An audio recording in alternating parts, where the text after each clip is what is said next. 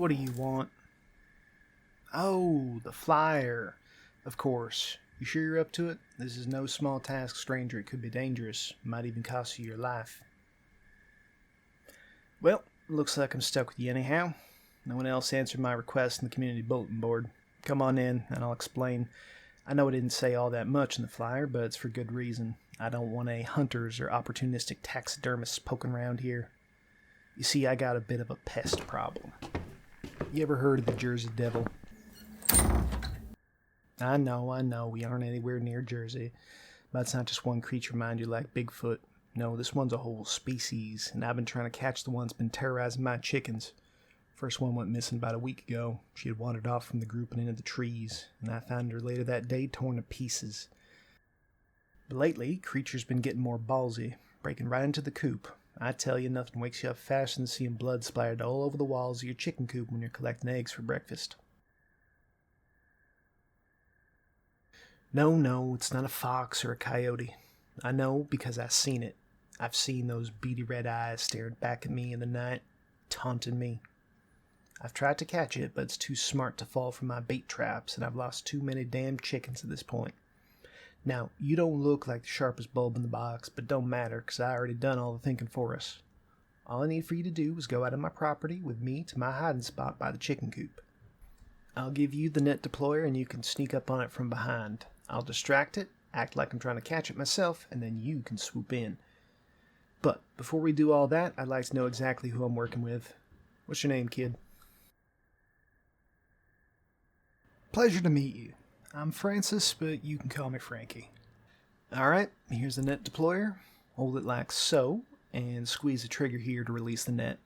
Fire's about 30 feet, so you won't have to get too close for it to work. Think you can handle that? Good. Follow me.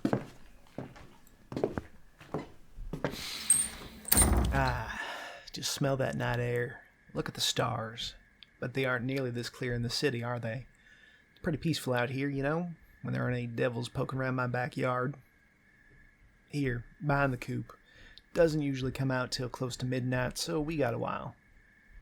I don't usually go as far as post things on the community board, but I needed to reach out beyond my neighbors. They think I'm just some crazy old hermit. They all said, "You know the Jersey Devil ain't real, Frankie. It's just a fox taking your chickens, Frankie." But they don't know what it's like to see your livestock go missing night after night, and you're unable to do a thing about it. I love those chickens, truly, and I hate to see them suffer. Told my neighbors, I've seen it with my own eyes. Its wings, and its goat head, and its two hind hooves. No one believed me, till you came along. So I guess what I'm saying is that I'm grateful that you guys streak a crazy in you too. Say, do you know the legend of how the Jersey Devil came to be? Well, I best tell you then, so you can be educated about what you got yourself into. It's no chupacabra, you know. You give those things a bit of food and they leave you alone till they get hungry again. No, this thing exists to strike fear into the very heart of every living thing. It started with a woman called Jane Leeds, about 50 or so years before our founding fathers signed the Declaration. She came from a modest background. She married young to a merchant. He made good money, and they were content for a time. They had 12 beautiful, healthy children, but Jane had no help in raising them. Her husband said they had no money to pay for extra hands, so Jane raised them all by herself, save in the evenings when her husband was home for dinner. 12 children, only so many hours in the day. She was exhausted, run ragged, at her wit's end.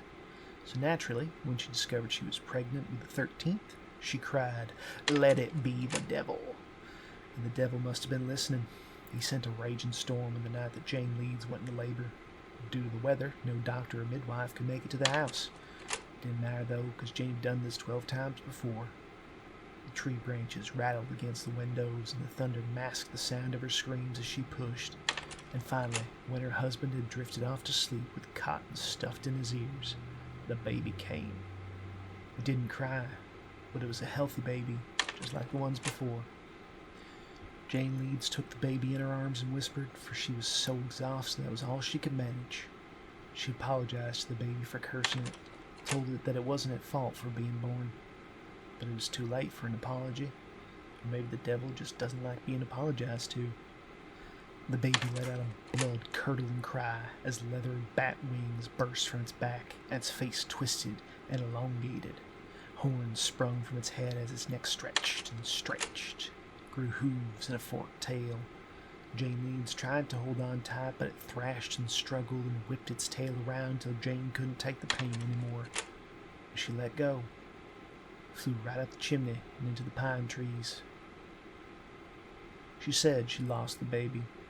She wasn't lying, I suppose, but never corrected anyone in assuming the thing was dead. What we're hunting now ain't the original, but one of its spawn. The original was killed by Napoleon's older brother in 1820 when he was hunting here in the States. It's a true story. There's a museum with diary pages recounting the story. If you don't manage to catch it tonight, you'll have to come back tomorrow. Can't exactly pay you until it's caught, just so you know, but it'll be worth the effort, I promise. You can even be famous if you want to. Take all the credit with the press. I don't need all that. I just want enough of the cut to build my chickens a nicer coop. And I'd like to take one of its horns, as a trophy. Why did you answer the flyer anyway? Most people are skeptics. Have you had a run-in with a supernatural before?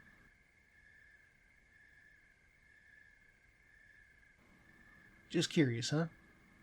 It's good to be curious. People in your life are going to tell you to keep to yourself, that your curiosity will get you in trouble. But there ain't anything more valuable than curiosity. It may get you killed, but a boring life ain't worth living. As that saying go, curiosity killed the cat. That ain't the whole thing. There's another bit I can't remember.